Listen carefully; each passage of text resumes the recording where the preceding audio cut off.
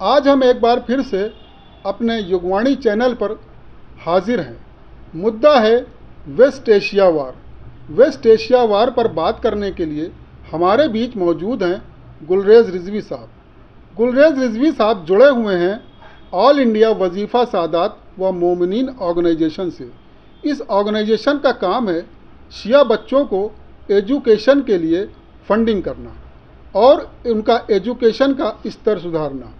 इसी सिलसिले में हम उनसे तमाम मुद्दों पर बात करेंगे, खास करके वेस्ट एशिया वार पर। ट्रंप का, जिसमें उन्होंने कहा कि हम स्ट्रेट ऑफ हॉर्मुज से अब विड्रॉ कर जाएंगे। जिसका ऑयल वहाँ से जा रहा है, वो ऑयल जिसका जा रहा है वो वहाँ जाके उस स्ट्रेट ऑफ हॉर्मुज को खुलवाए और ईरान से बात करे। न तो मेरा वहाँ से ऑयल जाता है, न मैं स्ट्रेट ऑफ हॉर्मुज पर कोई कार्रवाई करूँगा और मैं अब विड्रॉ कर जाऊँगा। तो क्या कहना है आपका इस बारे में? देखिए, ट्रंप एक ऐसी शख्सियत है जिसको पूरी दुनिया समझ चुकी है कि उसका दिमागी तवाज़ुन ख़राब हो चुका है और उसकी बात पे अब किसी को एतबार नहीं रहा। वो क्या कहता है, उसके दिल में क्या है, ये तो वही जानता है, बाकी कोई नहीं समझ सकता। बल्कि उसके साथी, उसके दोस्त, चाहे वो इजराइली हों, चाहे वो अरब ममालिक हो, कोई नहीं जानता कि वो उसके मन में क्या है और वो उसके मुंह पे क्या है। तो हो सकता है इसके पीछे उसकी कोई स्ट्रेटजी हो, बनाया उसने कुछ ऐसा कि हम ऐसा बोलेंगे तो ये ईरानी लोग कुछ कंफ्यूज होंगे। लेकिन अब ऐसा होने वाला नहीं है। अब वो सब समझ चुके हैं, पूरी दुनिया भी समझ चुकी है। वो इसमें मतलब इस नाकाम। ट्रम्प को जिस तरह का स्टेटमेंट दे रहा है वो जी उसको सारी दुनिया समझ चुकी है कि ये पागलों की तरह जी स्टेटमेंट हाँ, देता है। वो एक जोकर की उसकी इमेज बन चुकी है। बिल्कुल वो सर। जोकर जैसा हाल भी उसका होने वाला है इंशाल्लाह। बहुत जल्द ही वो नेस्तो नाबूद होगा। उसकी सारी हैकड़ी अकड़, उसकी चौधराहट, जो ज़बरदस्ती का वो गुंडा बनता है पूरे दुनिया पे, उसको क्या हक है कि वो दूसरे के मुल्क में जाके इंटरफेयर करे। और वो बिल्कुल सर। चाहता है कोई कुछ कहे ना। इसको कौन, कोई कोई भी सभ्य मुल्क और सभ्य इंसान इसको एक्सेप्ट नहीं कर सकता। बिल्कुल सर। दूसरा मुद्दा ये है गुलरेज साहब, जी जैसा कि यूएस कह रहा है कि मैं खर्ग आइलैंड पे बूट ऑन ग्राउंड करूंगा।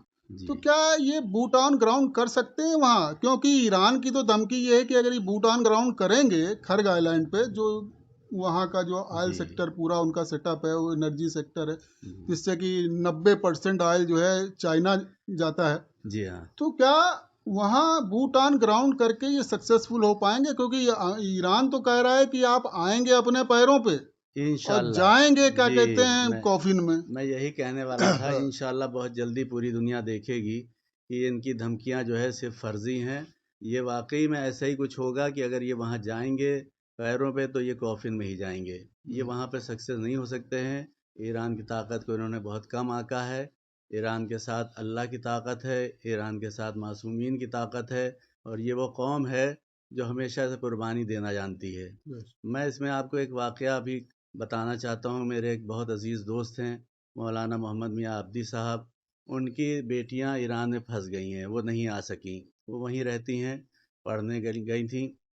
तो जाहिर सी बात है, कोई वालिद है वो परेशान होता है यहाँ के हालात देख के कि। तो उन्होंने कहा, बेटी मैं आपके लिए कुछ इंतज़ाम करूँ, आप किसी तरह से यहाँ निकल के आइए, जो भी रास्ता हो। मैं, तो उन बेटियों का ये जवाब था कि बाबा आप क्यों परेशान हो रहे हैं? आप, अगर मेरे साथ कुछ होगा तो एक आप शहीद शहीद बेटियों के वालिद कहलाएंगे। अच्छा। जी, मैंने सुना, मेरे आंखों में आंसू आ गए। तो ऐसी कौम को ये क्या सोचते हैं, झुका पाएंगे? कभी नहीं। नहीं नहीं, बिल्कुल नहीं। तीसरी चीज ये है कि जिस तरह से ट्रम्प का साथ नेटो जो कंट्रीज हैं, उन्होंने भी, नेटो कंट्रीज ने भी इनका साथ छोड़ दिया है, तो ट्रम्प तो अब कहीं की नहीं रहे। इंशाल्लाह ये बहुत ज़लील होंगे। नेटो भी, लोग कहते थे नेटो में अमेरिका का बहुत बड़ा सपोर्ट होता है, उनके बनाए हुए लोग हैं। लेकिन नेटो का बहुत हम एहसानमंद हैं, बहुत शुक्रिया भेजते हैं कि वो असलियत को समझ गए इसकी। वो समझ गए कि ये इनह्यूमन बातें हो रही हैं। उनका बहुत एहसान है पूरी कौम पर और पूरे इंसानियत पे कि उन्होंने इस पे अपोज़ किया और कहा कि हम आपके इस मामले में साथ नहीं हैं। अच्छा गुलशन साहब, ये बताइए, क्या जिस तरह से इसने हुर्मुज से विड्रॉ होने की बात कल की है ट्रम्प ने, तो क्या ये ईरान की धमकी से पूरी तरह से डर गया है, उनकी धमकी से? बेशक ये तो पहले दिन से डरा हुआ है, लेकिन बस ये जोकर है। तो ये जोकर जो है आखिर हद तक जो है, सर्कस में भी आपने देखा होगा कि वो कई बार मरता है, जीता है, उसके बाद ड्रामे करता है, ये उसी का एक हिस्सा है। और उसकी पूरी तरह से वो अंदर से डरा हुआ है, और मुझे पूरा यकीन है कि वो ये इतनी बड़ी गलती नहीं करेगा कि घर पे जाके ये कुछ ऐसा एक्शन लें, उसको अंदाज़ा जबकि है। इसराइल ने कहा है कि अगर अमेरिका विड्रॉ कर रहा है तो करे, जी, मुझे विड्रॉ अभी नहीं करना है, मैं जी। जंग को आगे तक ले जाऊंगा। लेकिन वो अकेले कितना आगे ले जा सकते हैं ईरान के सामने, उसकी क्या हैसियत है?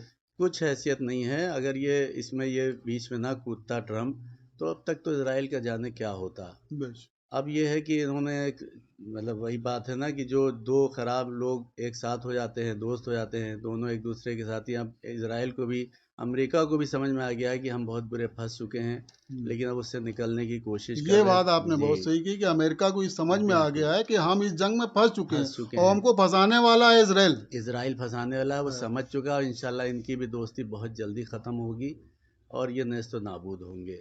बेश।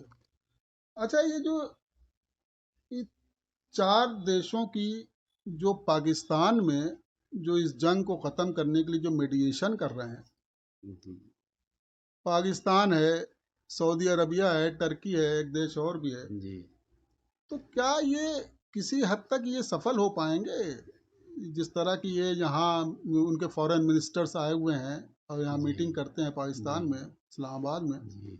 इसी मुद्दे को लेके, तो क्या ये किसी लेवल तक ये कुछ इस मुद्दे में कुछ सक्सेसफुल हो पाएंगे? देखिए, सऊदी अरब पे तो किसी हालत में भरोसा नहीं किया जा सकता है, क्योंकि इस सारे के पीछे उनका भी कहीं ना कहीं हाथ है, और उनकी दी हुई ताकत है, उन्होंने अपनी जगह दी है उनको।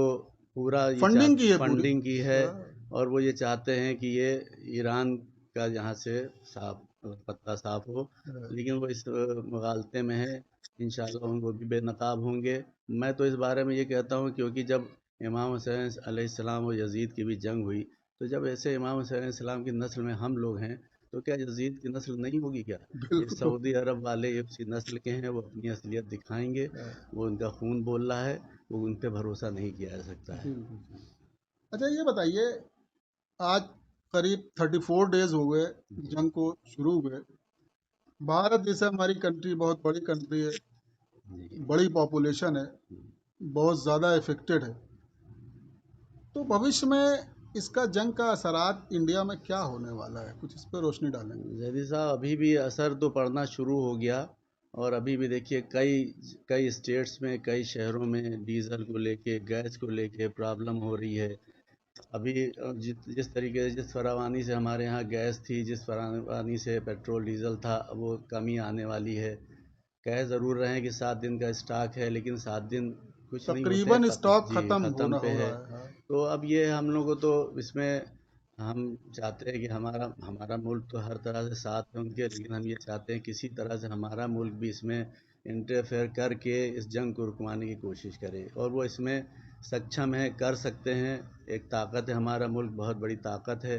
वो चाहेगा तो वो इसमें न्यूट्रल रह के इस जंग को रुकवाने की कोशिश कर सकता है, और हमें बहुत उम्मीद है कि बहुत जल्दी इसका खात्मा होगा जंग का, और होना चाहिए। ये बताइए कि जो इस तरह से फंडिंग हो रही थी अभी ईरान को लेके, फंडिंग हो रही थी ना अभी, जी, जी, कई इंडिया में ही जी हाँ, कश्मीर में काफ़ी फंडिंग हुई, जी, जी, लखनऊ में काफ़ी फंडिंग हुई, जी और हाँ, भी दीगर जी हाँ, शहरों में छोटे-छोटे फंडिंग हुई। कस्बों से हुई है, बहुत से कस्बे हैं तो छोटे-छोटे। फंडिंग जो है, इंडियन गवर्नमेंट क्या अलाउ करेगी इस तरह से पैसा बाहर जाना? जबकि फॉरेन सेक्रेटरी जो है यहाँ के, जी, वो बोल चुके हैं कि कोई प्रॉब्लम नहीं है। जी, तो मुझे तो, मेरे इल्म में तो ये आया है कि यहाँ से अभी परसों ही एक हवाई जहाज़ जो मेडिकल, पूरा जो है यहाँ से पूरी मेडिकल इक्विपमेंट्स, मेडिकल की दवाइयाँ लेके वहाँ के लोगों की मदद के लिए ईरान के लिए पहुँचा। महान एयरलाइंस का एक हवाई जहाज़ लेके गया है। तो हमारी गवर्नमेंट तो चाह रही है कि उनकी मदद हो इंसानियत के नाते, और उसमें अगर अवाम ने किया है, ऐसा मदद की है, तो उसका भी उन्होंने स्वागत किया है। हाँ, उन्हें कोई प्रॉब्लम नहीं है अगर ईरान अवाम। ने भारत का भी जी हाँ, स्वागत किया बिल्कुल है। किया हाँ, है। जी, बिल्कुल किया है, और करना चाहिए। हम्म। और लोग कर रहे हैं, वाक़ई में खुले दिल से कर रहे हैं, और बिना मज़हबी भेदभाव कर रहे हैं। न जाने कितने मेरे हिंदू दोस्त हैं, जिन्होंने इसे मदद की है। हाँ, नॉन जी, मुस्लिम काफ़ी बहुत। हैं, सिख जी हाँ, जी हाँ, हैं, सिखों और ने की है, हाँ, और बहुत ज़्यादा इसमें लोगों ने ह्यूमैनिटी दिखाई है। इंसानियत के नाते हमारा देश इस मामले में बेमिसाल है। कि यहाँ कैसे भी कुछ भी हालात बने हो, लेकिन इंसानियत जिंदा है और रहेगी। बहुत बहुत शुक्रिया गुलरेज साहब, आपने मेरे चैनल युगवाणी को टाइम दिया। बहुत बहुत शुक्रिया, शुक्रिया। बहुत शुक्रिया।